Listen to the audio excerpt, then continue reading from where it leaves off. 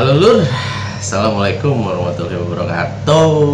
Ketemu lagi bareng sama Feb di channel YouTube-nya Kata Feb. Nah, di video kali ini gue akan membahas tentang 12 modul kurikulum, tapi bertahap ya.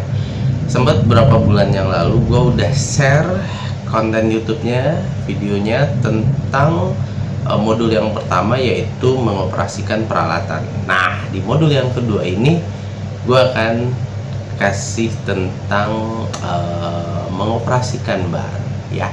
Jadi kalian harus semangat untuk dapetin sertifikat baristanya sebagai bentuk apa ya, bukti lah ya, kita bilang sebagai bentuk bukti bahwa kalian semua itu bukan hanya sekedar barista-baristaan. Oke? Semoga bermanfaat video kali ini.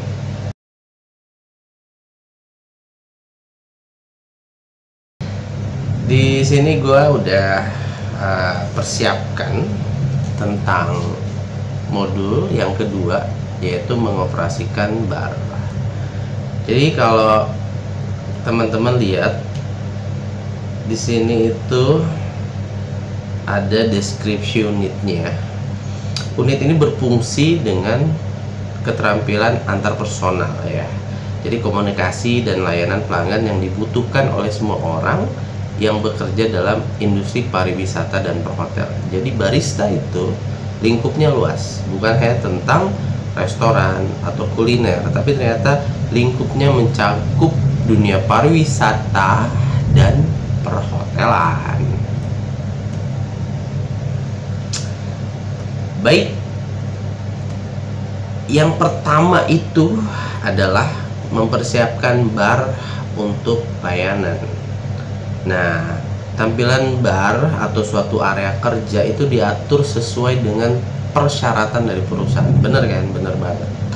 Produk dan material bar diperiksa dan disimpan kembali di mana perlu menggunakan dokumentasi yang benar. Jadi teman-teman itu sebagai seorang barista bukan hanya tahu tentang bikin latte art, bukan hanya tahu tentang oh ini mesin espresso, oh ini grinder, bukan seperti itu aja, tapi teman-teman harus menguasai untuk area bar. Lalu yang berikutnya, seluruh item disimpan di tempat yang tepat, di bawah suhu yang tepat. Contohnya misal susu murni itu dia harus di dalam kulkas atau chiller, pendingin. Jangan sampai kalian simpen terlalu lama di suhu ruangan, tentunya itu akan menyebabkan basi. Nah, di saat basi, bau busuk, terus kalian bikin latte art, sebagus apapun kalian bikin espresso, kalau susu murninya basi, kacau bro, kacau. Pelanggan bisa lari terbirit-birit karena sakit perut ya.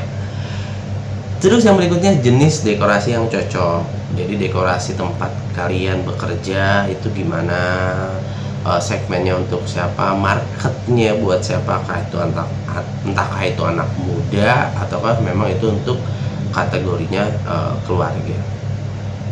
Tatakan gelas dan penghias hidangan yang dapat dimakan maupun tidak dapat dimakan disiapkan, disimpan itu sesuai dengan persyaratan perusahaan. Jadi ingat bro, jadi ingat ya plan, bahwa kalian itu bekerja di suatu area coffee shop itu harus ikuti, taati peraturan perusahaan kita.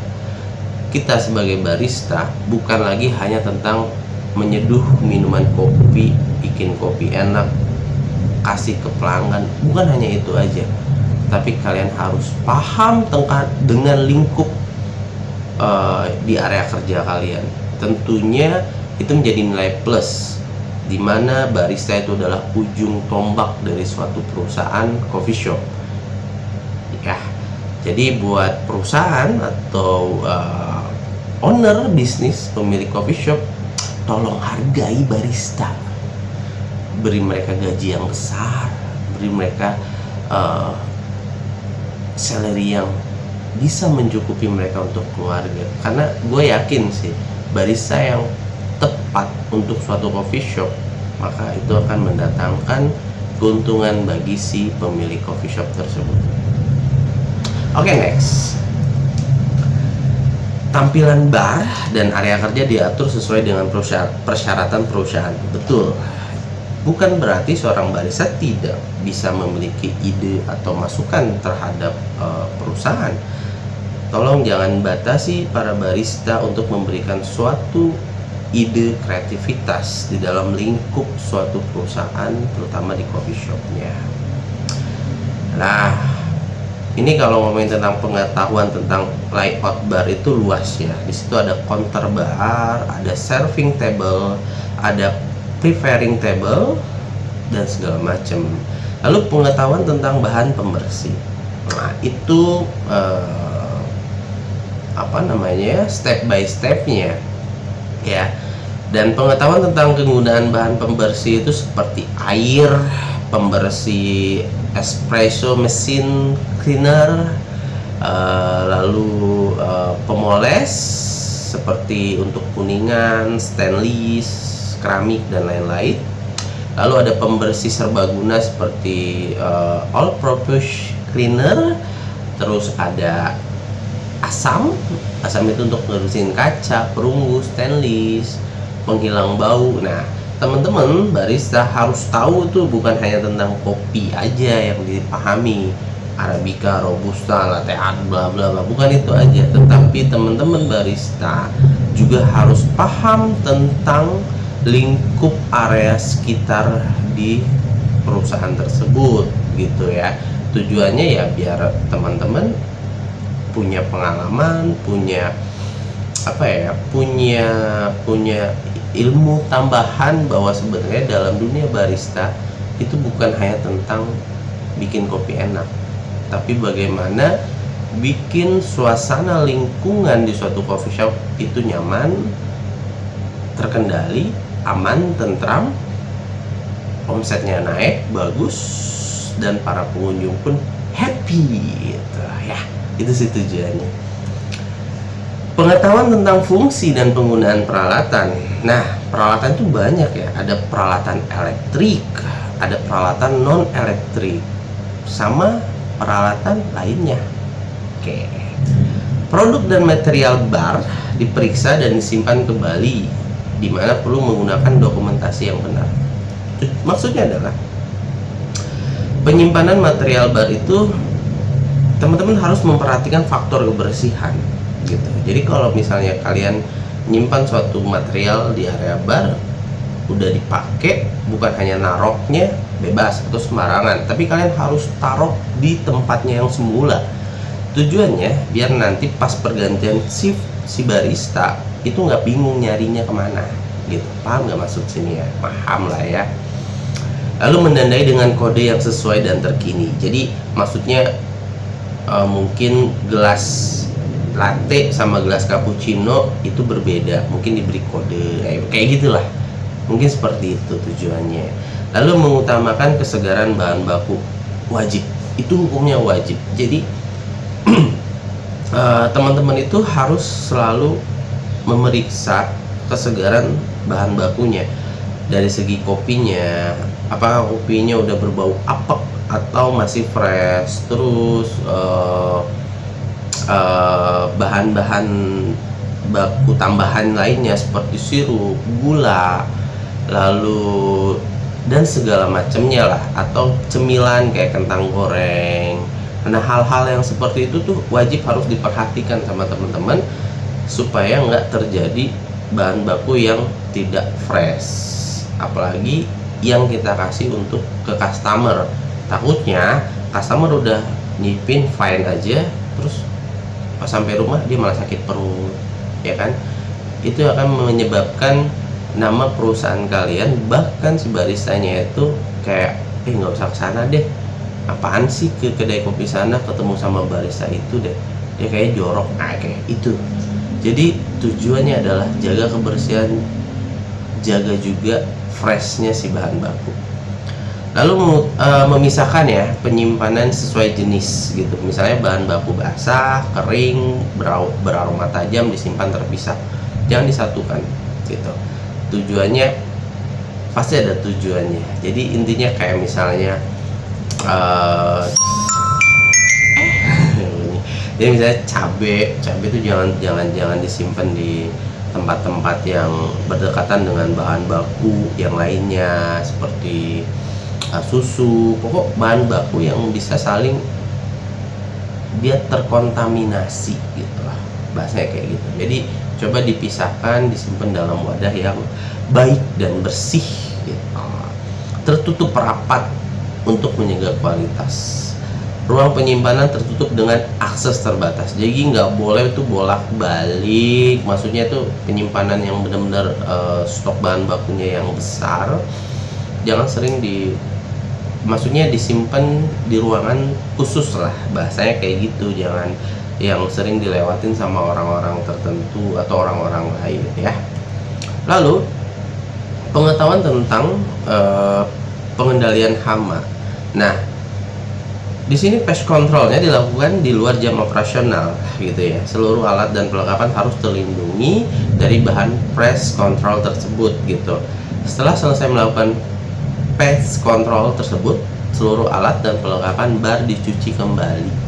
Pest control dilakukan sesuai SOP perusahaan. Nah, ini wajib banget. Jadi jangan sampai ini buat masukan para owner di coffee shop. Jadi teman-teman yang lihat video ini sebagai barista, coba ajukan kepada owner di coffee shop untuk melakukan suatu pensemprotan atau pembersihan lah ya untuk area kerja.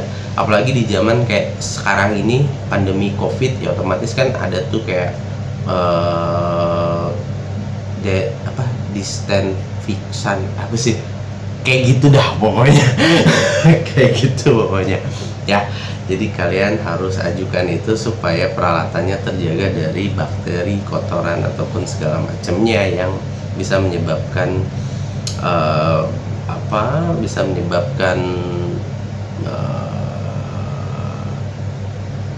pokoknya bisa menyebabkan bahaya buat customer kalian. Seluruh item disimpan di tempat yang tepat di bawah suhu yang tepat, itu wajib. Jadi penyimpanan item di tempat yang tepat, penyimpanan item dipisahkan berdasarkan jenis, bentuk, rasa, aroma, dan konsistensinya. Kalau misalnya kopi itu taruhnya di mana, terus sirup itu taruhnya di mana, susu itu taruhnya di mana. Susu mungkin taruhnya di chiller atau kulkas, kopi ditaruhnya di dalam toples yang kedap udara, tidak terkena sinar matahari langsung, kayak gitu. Jadi teman-teman harus paham ya. Penyimpanan item pada suhu yang tepat. Jadi jenis susu dan olahannya itu penyimpanan sampai 3 hari biasanya. Itu dengan minus 5 derajat Celcius sampai 7 derajat Celcius ya. Penyimpanan untuk 1 minggu itu di bawah minus 5 derajat Celcius. Ini kalau kita ngomongin susu dan olahan lainnya. Lalu penyimpanan paling lama untuk 1 minggu itu di bawah paling lama ya, berarti paling lama untuk 1 minggu ke atas mungkin ya, itu di bawah 5 derajat Celcius juga. Nah, jenis produk minuman dengan waktu penyimpanan paling lama 1 minggu yaitu 7 derajat Celcius sampai 10 derajat Celcius. Tepung atau bubuk, biji-bijian dan umbi kering dan segala macamnya pada suhu kamar 27 derajat Celcius. Nah, atau suhu ruangan gitu. Itu ya. Lalu jenis dekorasi yang cocok nih, tatakan gelas dan penghias hidangan yang dapat dimakan maupun yang tidak dapat dimakan itu disimpan sesuai dengan persyaratan dari perusahaan. Mempersiapkan dekorasi minuman dengan benar. Jadi tata letak gelas harus disusun dengan jarak yang aman. Ukuran dan jenis gelas disusun dengan rapi dan mudah dijangkau gitu. Jadi nggak, kan kalau dalam coffee shop tuh kan banyak banget ya gelasnya ya. Ada gelas yang buat latte art, ada gelas yang buat cappuccino, ada yang gelas buat macchiato, ada gelas yang buat piccolo, ada gelas yang buat flat white, ada gelas buat yang hot, ice, pasti semuanya berbeda. Dan itu teman-teman harus disusun sesuai dengan fungsinya gitu. Jangan sampai nanti bingung nanti yang ada pesanan cappuccino kalian pakai gelasnya yang macchiato, ya kan lucu gitu kan ya. Walaupun sebenarnya itu nggak masalah, tetapi bila standar perusahaannya ada gelas-gelas yang ini khusus A, ini khusus B, maka ikutilah aturan tadi. Tugas kita sebagai seorang barista adalah menyusun, meletakkan sesuai apa yang kita inginkan biar kita mudah untuk kerjanya. Paham ya sampai sini? Lalu hiasan minuman yang dapat dimakan itu kayak coklat serut, kayu manis, kacang tabur kayak gitu ya. Hiasan minum berbahan cair kayak topping coklat, topping karamel, susu kental manis, whipped cream, ice cream, nah gitu. Itu tetap kalian harus letakin sesuai dengan standar dan SOP-nya perusahaan gitu. Ya, kalau memang ada SOP perusahaan yang belum bisa diterapkan itu, maka kalian sebagai seorang barista itu wajib memberikan masukan, ide terhadap owner dari coffee shop itu ya. Hiasan minuman dari buah-buahan juga kalian harus pahamin itu. Hiasan yang tidak dapat dimakan, nah jadi jangan sampai hiasan yang nggak bisa dimakan kalian masukin atau kalian campur dengan bahan baku, kan berabe nanti kalau misalnya ada yang kecampur. Gitu. Jadi berpikir out the box, out the books gitu. Ya kayak gitulah ya bahasanya ya. Jadi coba berpikir, ini kalau gua taruh di sini apa yang terjadi ya, ini kalau si B gua taruh di sini apa sih yang terjadi. Nah kayak gitu. Jadi coba berdebat dengan diri dan pikiran kalian untuk menemukan suatu solusi gitu. Itu kuncinya. Dan tips mengambil tips lagi, lalu yang berikutnya adalah mengambil pesanan minuman. Bahasanya itu taking order. Pesanan diambil dan baik dicatat maupun diingat secara benar. Nah itu langkah-langkahnya. Selalu memberikan salam hangat kepada si customer. Bahasa bekannya tuh greeting customer. Jadi misalnya selamat pagi, selamat siang ibu, kayak gitu. Selamat malam kakak, selamat datang di coffee shopnya. Sebutin nama coffee shopnya apa. Perkenalkan, nama saya Feb. Saya barista di sini yang bertugas malam hari ini. Ada yang bisa kami bantu? Kami punya pilihan menu dari A sampai Z. Jelaskan semua itu biar si customer merasa bahwa oh ternyata di sini ramah sekali ya, gitu lah.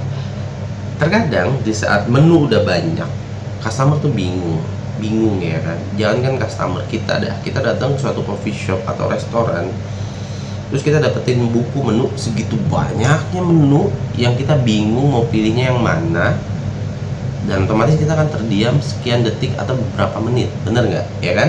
Nah tugas kita sebagai barista adalah jangan nunggu mereka untuk memilih, tapi coba berikan saran, ajukan, ibu, bapak, maaf mungkin akan saya bantu, ini bagian non kopinya, ini bagian kopinya, ini bagian cemilannya, ini bagian makanan beratnya. Apakah ibu senang yang kopi atau non kopi? Bapak senang yang kopi atau non kopi? Beri pertanyaan agar mereka bisa mengerucutkan apa yang mereka inginkan. Itu ya.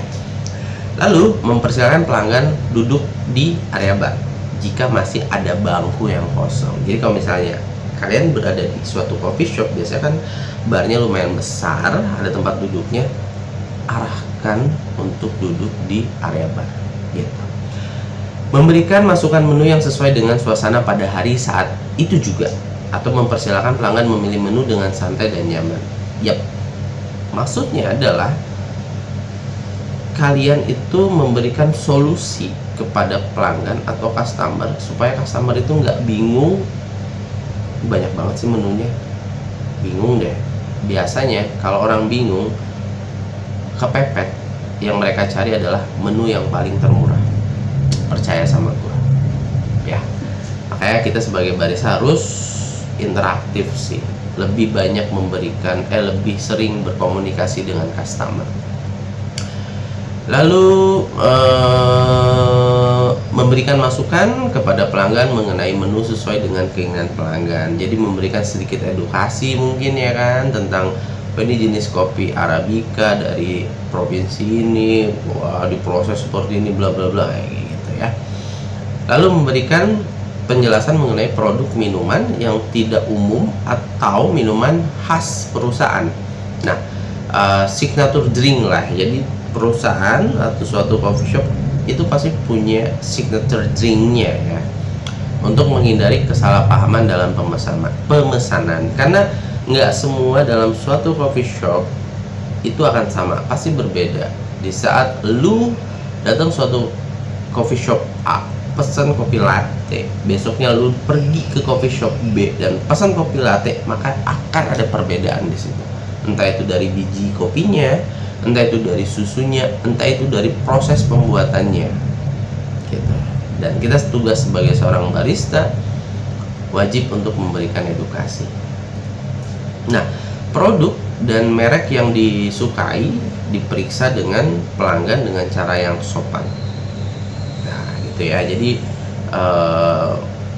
kita ini sebenarnya jadi seorang barista itu, makanya tadi gue bilang, menjadi seorang barista itu bukan hanya tentang lu jago bikin kopi enak, bukan tentang itu doang, tapi lu juga harus bisa untuk memberikan kenyamanan buat si customer di saat berkunjung ke coffee shop, memberikan edukasi yang ringan, oke? Bukan edukasi yang berat. Di saat lu memberikan edukasi tentang dunia kopi yang berat, percaya sama gua, itu customer bete-nya minta ampun. Lu ngomongin tentang petani, lu ngomongin tentang prosesor, lu ngomongin tentang hal-hal yang mendetail, percaya sama gua, customer itu nggak akan betah dan merasa nggak nyaman. Tapi di saat lu memberikan edukasi yang ringan, yang simple, dan di saat customer itu tertarik untuk belajar kopi, percaya sama gue, dia pasti akan hubungin lu untuk bertanya lebih lanjut tentang dunia kopi. Syukur-syukur mereka punya coffee shop, ingin punya coffee shop, dan lu ditarik sebagai baristanya dengan gaji yang berkali-kali lipat. ya kayak gitulah ya. Nah, cara menginformasikan produk dan merek kepada pelanggan tadi itu termasuk dalam edukasi. Jangan terlalu yang berat, berikan edukasi yang mudah dicerna dan simple ya. Cara memeriksa produk dan merek pada pelanggan, merekomendasikan atau saran yang jelas dan membantu diberikan kepada pelanggan atas pemilihan minuman tadi. Jadi rekomendasikanlah suatu produk yang unik atau signature drinknya yang tentunya ada di perusahaan kalian. Jadi beri mereka saran gitu loh, bukan hanya tentang latte, cappuccino, ice, kopi susu, gula aren, tapi ayo beri mereka yang apa sih yang spesial di diri kalian gitu loh. Maksud gue, kalian tuh otomatis kan seorang barista itu dituntut untuk bikin minuman yang bener-bener resep kalian, racikan kalian. Coba tawarkan bahwa di saat lu bikin ini, pelanggan lu pasti suka gitu. Jangan takut untuk bereksperimen, mengeksplor bahwa dunia kopi itu luas gitu. Merekomendasikan produk favorit di coffee shop tadi pastinya. Merekomendasikan produk yang lain. Jadi ada kopi, ada non kopi, ada yang squash, ada yang apa ya? Ya pokok yang terbaik apa sih dalam di coffee shop kalian itu. Lalu yang berikut adalah menyajikan minuman. Nah, okay. Jadi minuman disajikan secepatnya dan dengan cara yang sopan sesuai dengan kesukaan pelanggan gitu. Lalu minuman disiapkan sesuai dengan standar perusahaan dan standar peraturan dengan menggunakan perlengkapan, ramuan, dan ukuran yang benar. Jadi kalau kalian kerja ataupun kalian punya coffee shop, jangan ngasal gitu loh bikin coffee shop, bikin produk yang kalian jual itu jangan ngasal. Jangan wah kayaknya enak campur ini deh, enak kayaknya campur ini deh, enak kayak campur. Nggak seperti itu. Oke, mungkin itu enak, tetapi di menu nggak ada. Paham nggak maksud gue? Kopi susu lu pakai espresso, pakai gula aren, pakai creamer, pakai susu murni, tapi tiba-tiba lu tambahin mungkin pakai sirup vanila, sirup karamel, sehingga rasanya mungkin enak buat customer tadi, tapi lu udah menyalahi aturan. Ngerti nggak sih? Lu udah menyalahi aturan SOP yang diberikan oleh perusahaan gitu. Makanya gue selalu bilang, di saat lu punya racikan resep lu sendiri dan resep itu ingin lu tahu bahwa pelanggan, bahwa orang lain itu bahwa ini minuman enak, ajukan ke perusahaan. Dan gue yakin perusahaan yang bijak itu pasti akan nerima resep racikan yang kalian bikin sendiri gitu ya. Halo, perlengkapan gelas dan penghias hidangan standar ditangani dan digunakan secara benar ya. Jadi kalian juga harus pahamin hal-hal seperti itu. Kebocoran dan tumpahan diminimalkan. Jadi kalau misalnya ada kebocoran dalam cup, bagaimana kalian mengatasi hal seperti itu gitu kan ya.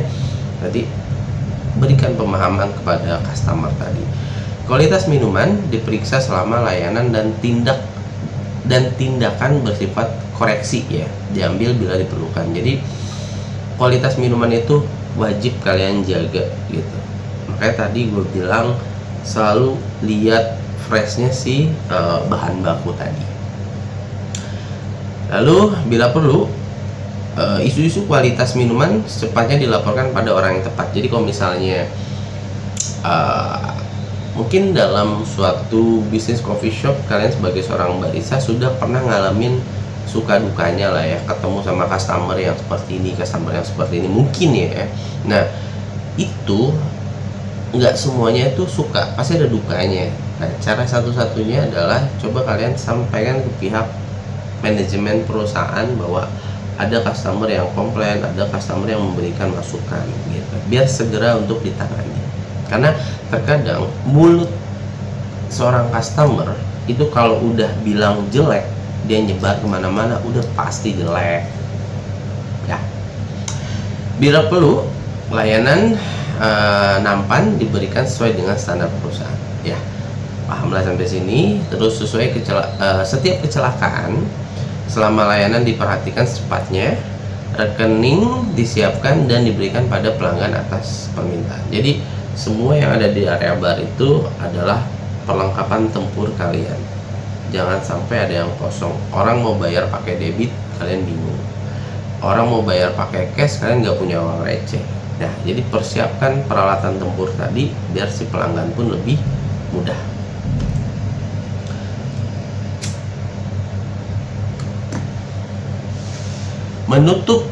Menutup operasi bar. Nah, jadi bila perlu perlengkapan disimpan sesuai dengan prosedur keselamatan perusahaan dan instruksi dari si pabrik atau perusahaannya. Jadi kalian tuh harus paham juga di saat closing area bar apa yang harus dilakuin. Area bar dibersihkan, dicuci, dan dipisah-pisahkan sesuai dengan prosedur perusahaan. Penghias hidangan yang tersisa cocok untuk disimpan secara sehat dan bersih serta di bawah temperatur yang tepat. Itu tadi udah gue jelasin di awal ya. Persediaan diperiksa dan disusun kembali sesuai dengan prosedur perusahaan. Jadi pokok di saat kalian closing apa sih yang kalian lakuin? Sampah dibuang, bila ada sisa bahan baku ditutup rapat, ditaruh di tempat yang sewajarnya atau yang tepat gitu ya. Udah, terima kasih. Nah itu adalah tentang mengoperasikan bar. Jadi kalian harus benar-benar memahami bukan hanya tentang dunia bikin kopi yang enak aja, tapi kalian harus bisa mengoperasikan area bar. Ini modul yang kedua ya. Besok gue lanjut lagi di modul yang ketiga. Modul yang ke-1 udah ada di video sebelumnya tentang mengoperasikan peralatan. Ini sekarang di video ini mengoperasikan area bar.